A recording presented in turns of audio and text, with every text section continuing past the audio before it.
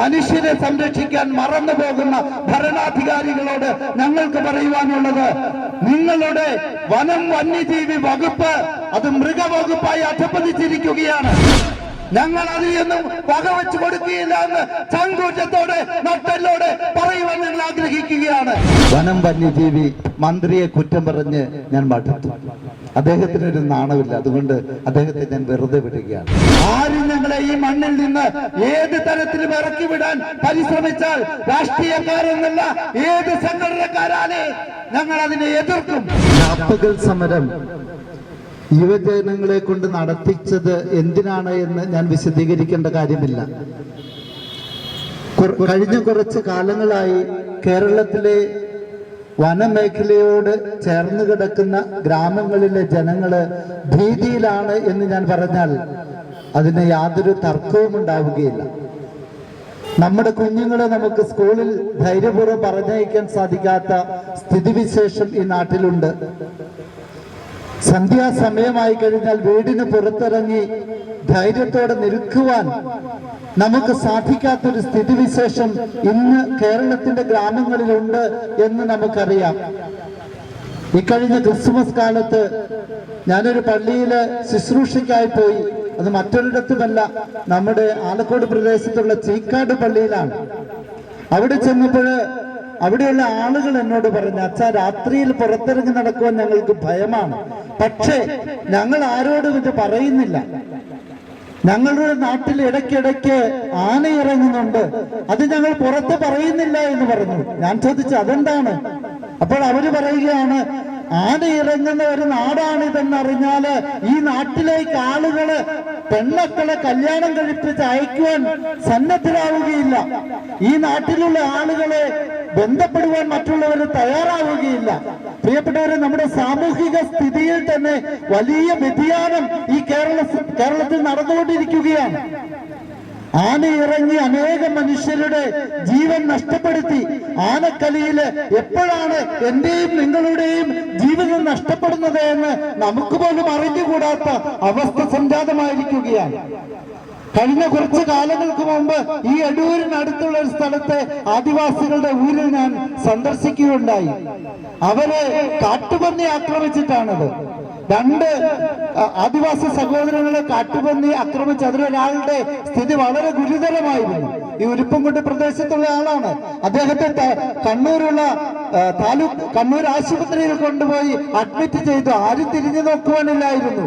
ഗവൺമെന്റിന്റെ ഭാഗത്തു നിന്ന് അവഗണന മാത്രമേ ഉണ്ടായിരുന്നുള്ളൂ. എത്രയോ അനുഭവങ്ങൾ ഈ കഴിഞ്ഞ 10 വർഷങ്ങൾക്കിടയിൽ 11 സഹോദരങ്ങളുടെ ജീവനാണ് കടുവ കവർന്നെടുത്തത് എന്ന് നമുക്കറിയാം. കടുവ കടിച്ചു കൊന്ന മനുഷ്യരുടെ കബന്ധങ്ങൾ നിറഞ്ഞ കേരളമായി ഈ നാട് മാറുകയാണ്. ആന ചവിട്ടിക്കൊന്ന് മനുഷ്യന്റെ മൃതശരീരത്തിൽ നമുക്ക് നോക്കുവാൻ പോലും സാധിക്കാത്ത വിധം കഠിനമായിട്ട് അവരെ ആക്രമിച്ചതിന്റെ കഥകളാണ് നമ്മൾ ഈ ദിവസങ്ങളിൽ കാണുന്നത്.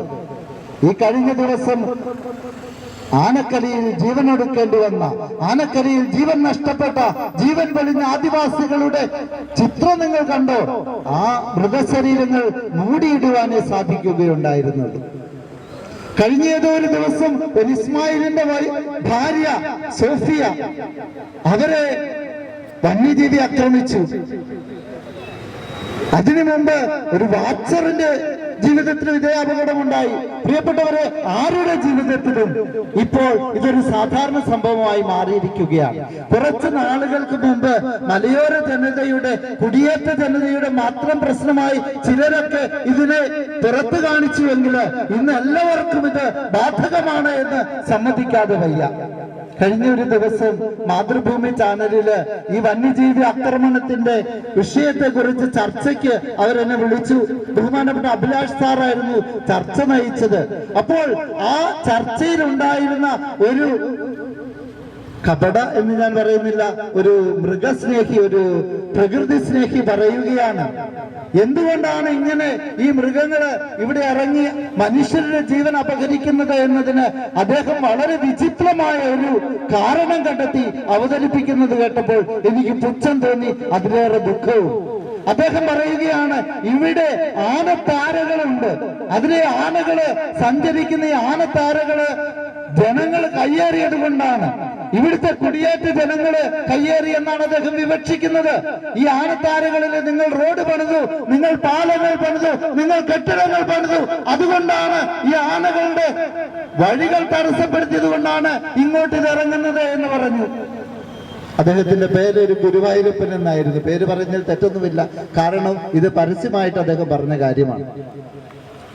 ഞാൻ അദ്ദേഹത്തോട് ചോദിച്ചു, ഈ മലയോര ഗ്രാമങ്ങളിൽ കുടിയേറ്റം നടന്നത് 50കളിലും 60കളിലുമാണ്. 1960 ഒരു ആനത്താര ഈ 2025 40, 20, 65 വർഷങ്ങൾക്ക് ശേഷം അത് ഓർത്തുകൊണ്ടിരിക്കുകയാണ് ഈ ആനകളുടെയൊക്കെ ജീവിതകാലം എത്രയാണ് നമ്മൾ കണക്കുകൂട്ടി നോക്കണം. പ്രിയപ്പെട്ടവരെ, എനിക്ക് തോന്നുന്നത് ഈ മലയോരത്ത് നിന്ന് ബോധപൂർവം നമ്മളെ ഓരോരുത്തരെയും കുടിയിറക്കുവാനുള്ള സംഘടിതമായ നിശ്ചിത താല്പര്യക്കാരുടെ പരിശ്രമം ഇവിടെ നടക്കുന്നുണ്ട്. നമ്മൾ അറിഞ്ഞാലും അറിഞ്ഞില്ലെങ്കിലും ഇവിടെ ഒരു നിശബ്ദമായ കുടിയിറക്ക് നടക്കുന്നുണ്ട്. അഭിമന്യ പിതാവ് തന്നെ ഇക്കാര്യം പല വേദികളിൽ സൂചിപ്പിച്ചതാണ്. പലരുടെയും ഫണ്ടുകൾ മേടിച്ച് ഗവൺമെന്റോ ഗവൺമെന്റ് ഇതര സംഘടനകളോ കപട പ്രകൃതി സ്നേഹവും കാണിച്ച് മലയോര മക്കളുടെ കുടിയിറക്കിന് വേണ്ടി പരിശ്രമിച്ചാൽ തലശ്ശേരി അതിരൂപതയിലെ യുവജനങ്ങളുടെ നേതൃത്വത്തിൽ, തലശ്ശേരി അതിരൂപതയിലെ കത്തോലിക്ക കോൺഗ്രസിന്റെ നേതൃത്വത്തിൽ അഭിമന്യ പിതാവിന് പിന്നിൽ ഞങ്ങൾ അതിശക്തമായ നിലകൊണ്ട് ഏത് പ്രതിസന്ധിയെയും ഞങ്ങൾ തരണം ചെയ്യുമെന്ന് പറയുവാൻ ഞാൻ ആഗ്രഹിക്കുകയാണ്. ആരും ഞങ്ങളെ ഈ മണ്ണിൽ നിന്ന് ഏത് തരത്തിലും ഇറക്കി വിടാൻ പരിശ്രമിച്ചാൽ രാഷ്ട്രീയക്കാരെന്നല്ല ഏത് സംഘടനക്കാരാണ് ഞങ്ങൾ അതിനെ എതിർക്കും.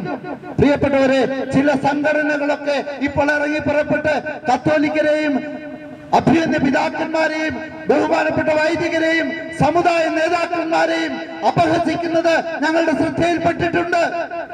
ഞങ്ങൾ അതിലൊന്നും വകവെച്ചു കൊടുക്കുകയില്ല എന്ന് ചങ്കൂറ്റത്തോടെ നട്ടലോടെ പറയുവാൻ ഞങ്ങൾ ആഗ്രഹിക്കുകയാണ്.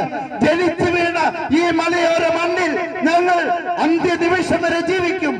അതിനെതിരെ ഏത് ശക്തി പ്രവർത്തിച്ചാലും അതിനെതിരെ ഒറ്റക്കെട്ടായി പ്രതിരോധിക്കുമെന്നും ഈ അവസരത്തിൽ പറയുവാൻ ഞാൻ ആഗ്രഹിക്കുകയാണ്. അഭിമന്യ പിതാവ് പറഞ്ഞു, ഈ നമ്മുടെ കാടുകളില് ഉൾക്കൊള്ളാനാവാത്ത വിധം വന്യമൃഗങ്ങൾ ഇവിടെ അതിക്രമിച്ചിരിക്കുകയാണ്. വന്യമൃഗങ്ങളുടെ എണ്ണം പെരുകിക്കഴിഞ്ഞിരിക്കുന്നു. അതിനെ നിയന്ത്രിക്കേണ്ടത് ഗവൺമെന്റിന്റെ ഉത്തരവാദിത്വമാണ്. പ്രിയപ്പെട്ടവരെ, വിദേശ നാടുകളിലൊക്കെ ഈ പ്രശ്നങ്ങളുണ്ട്. ഉദാഹരണത്തിന് ഓസ്ട്രേലിയയിലെ കങ്കാരുക്കളുടെ എണ്ണം വർദ്ധിച്ചപ്പോൾ അവിടുത്തെ നാട്ടിലുള്ളവര് എന്താണ് ചെയ്യുന്നത്? അതിനെ കൊന്നൊടുക്കുക തന്നെയാണ് ചെയ്യുന്നത്. കാരണം എന്താണെന്ന് ചോദിച്ചാൽ, കൂടിയ നമ്പർ അവിടെ ഉണ്ടായാൽ അവരെ തിരിച്ചറിഞ്ഞ് കൊല്ലും. പക്ഷെ ഇവിടെ എന്താണ് സംഭവിക്കുന്നത്? നമ്മുടെ നാട്ടിൽ എന്താണ് സംഭവിക്കുന്നത്? ഈ വന്യമൃഗങ്ങളെ എല്ലാം സംരക്ഷിക്കുകയാണ്. മനുഷ്യരെ സംരക്ഷിക്കാൻ മറന്നു പോകുന്ന ഭരണാധികാരികളോട് ഞങ്ങൾക്ക് പറയുവാനുള്ളത്, നിങ്ങളുടെ വനം വന്യജീവി വകുപ്പ് അത് മൃഗവകുപ്പായി അധപ്പതിച്ചിരിക്കുകയാണ്. മനുഷ്യരെ സംരക്ഷിക്കുവാൻ ഒരു മനുഷ്യ വകുപ്പ് ഇവിടെ നിങ്ങൾ ഉണ്ടാക്കേണ്ടിയിരിക്കുന്നു. ഈ പാവപ്പെട്ട മനുഷ്യന് ജീവിക്കുവാനുള്ള, അവരുടെ സ്വത്തിനെ സംരക്ഷിക്കുവാനുള്ള അവകാശങ്ങൾ നിങ്ങൾ മറന്നുപോയിരിക്കുന്നു. പ്രിയപ്പെട്ടവരെ, നമ്മൾ ഒറ്റക്കെട്ടായി നിന്ന് ഇതിനെതിരെ പ്രതികരിക്കേണ്ടത് ആവശ്യമാണ്. KCYM-ന്റെ ചുണക്കുട്ടികളെ ഞാൻ അഭിനന്ദിക്കുകയാണ്. ഇവിടെ സാമൂഹിക ബോധമുള്ള, പ്രതിബദ്ധതയുള്ള ഒരു യുവജനത ഉണ്ട് എന്നതിന് ഉദാഹരണമാണ് കത്തോലിക്കരായ KCYM-ന്റെ ചുണക്കുട്ടികൾ എന്നതിൽ ഞങ്ങൾക്ക് അഭിമാനമുണ്ട്. പ്രിയപ്പെട്ടവരെ, നമുക്ക് ഒരുമിച്ച് പ്രവർത്തിക്കാം. കത്തോലിക്ക കോൺഗ്രസിന്റെ സമുന്നതരായ നേതാക്കളോടൊപ്പം ഈ യുവ നേതാക്കളും ചേരുമ്പോൾ അഭിമന്യ പിതാവിന്റെ നേതൃത്വത്തിൽ ഏതൊരു പ്രതിസന്ധിയെയും നമുക്ക് തരണം ചെയ്യാൻ സാധിക്കും. പ്രിയപ്പെട്ടവരെ, വനം വന്യജീവി മന്ത്രിയെ കുറ്റം പറഞ്ഞ് ഞാൻ മടുത്തു. അദ്ദേഹത്തിനൊരു നാണമില്ല, അതുകൊണ്ട് അദ്ദേഹത്തെ ഞാൻ വെറുതെ വിടുകയാണ്. വനപാലകരോട് എനിക്ക് പറയുവാനുള്ളത്, നിങ്ങൾക്കും ഞങ്ങളുടെ ഈ ഗതി വരാതിരിക്കണമെങ്കിൽ നിങ്ങൾ ഉണർന്നു പ്രവർത്തിക്കണം. അഭിമന്യ പിതാവ് പറഞ്ഞല്ലോ തോക്കിന്റെ ലൈസൻസ് അപേക്ഷിക്കണമെന്ന്. ഗവൺമെന്റിനോട് ഞങ്ങൾക്ക് ആവശ്യപ്പെടുവാനുള്ളത് സ്വയം പ്രതിരോധിക്കുവാനുള്ള ആയുധങ്ങൾ തന്ന് ഞങ്ങളെ സംരക്ഷിക്കൂ. നിങ്ങൾക്കത് സാധിക്കുന്നില്ല, നിങ്ങളുടെ വനപാലകർക്ക് അത് സാധിക്കുന്നില്ല, ഞങ്ങൾക്ക് എന്തുകൊണ്ട് ഞങ്ങളുടെ ജീവനെ സംരക്ഷിക്കുവാനുള്ള ആയുധങ്ങൾ ചോദിച്ചുകൂടാ? പ്രിയപ്പെട്ടവരെ, ഒരു മനുഷ്യന് അവന്റെ ജീവനെ സംരക്ഷിക്കാൻ അവകാശമുണ്ട്. പ്രതിരോധിക്കുവാൻ ഈ നാട്ടിലെ നിയമങ്ങൾ അനുവദിക്കുന്നുണ്ട്. എന്നാൽ ഒരു വന്യജീവി നമ്മളെ ആക്രമിക്കുവാൻ വന്നാൽ അതിനെതിരെ നമ്മൾ പ്രതിരോധിച്ചാൽ നമുക്കെതിരെ കേസെടുക്കുന്ന കിരാതമായ ഒരു സംസ്കാരമാണ് ഈ നാട്ടിൽ നിലവിലുള്ളത്. അതിനെതിരെ നമ്മൾ പ്രതികരിക്കണം. ഈ അടുത്ത കാലത്ത് ആരുടെയോ പറമ്പിൽ ഒരു പുലി ചത്തു വീണ് കിടന്നത് കണ്ടിട്ട് ആ പറമ്പുടമസ്ഥനെതിരെ കേസെടുക്കാൻ ഇവിടെ പരിശ്രമിച്ച വനപാലകരാണുള്ളത് എന്ന് നമുക്കറിയാം. അതിനെതിരെ കത്തോലിക്ക കോൺഗ്രസ് വളരെ ശക്തമായി പ്രതികരിച്ചു, പ്രതിഫലനമുണ്ടായി. പ്രിയപ്പെട്ടവരെ, ഒറ്റക്കെട്ടായി നമ്മൾ നിൽക്കണം. KCYM-ന്റെയും കത്തോലിക്ക കോൺഗ്രസിന്റെയും നേതൃത്വത്തില് ഈ നാട്ടിലെ ജനങ്ങളുടെ ജീവന് സ്വത്തിന് സംരക്ഷണം കിട്ടുന്നത് വരെ കേന്ദ്രത്തിനെതിരായാലും കേരളത്തിനെതിരായാലും നമ്മൾ പൊരുതിയേ മതിയാവും. കേരളവും കേന്ദ്രവും പരസ്പരം പഴിചാരി നമ്മളെ സാധാരണക്കാരെ പറ്റിക്കുകയാണ്. പ്രിയപ്പെട്ടവരെ, രാഷ്ട്രീയ അടിമകളാകാതെ ഗവൺമെന്റുകളുടെ നിരുത്തരവാദിത്വപരമായ പ്രവർത്തനങ്ങളെ തുറന്നു കാണിക്കുവാൻ നമ്മൾ തയ്യാറാകണം. അതിനുള്ള ആർജവത്വം ചുടക്കുട്ടികളായ KCYM-നുണ്ട് എന്നതിന്റെ തെളിവാണ് ഈ രാപ്പകൽ ഉപവാസ സമരം. ഈ രാപ്പകൽ ഉപവാസ സമരത്തിന്റെ ലക്ഷ്യങ്ങൾ ഫലപ്രദമാകട്ടെ എന്ന് ഞാൻ ആശംസിക്കുകയാണ്. നിങ്ങൾക്ക് എല്ലാവിധ സപ്പോർട്ട്, പിന്തുണയും കത്തോലിക്ക കോൺഗ്രസിന്റെയും പൊതുജനത്തിന്റെയും നേർന്നുകൊണ്ട് ഞാൻ നിർത്തുന്നു. ദൈവത്തിന്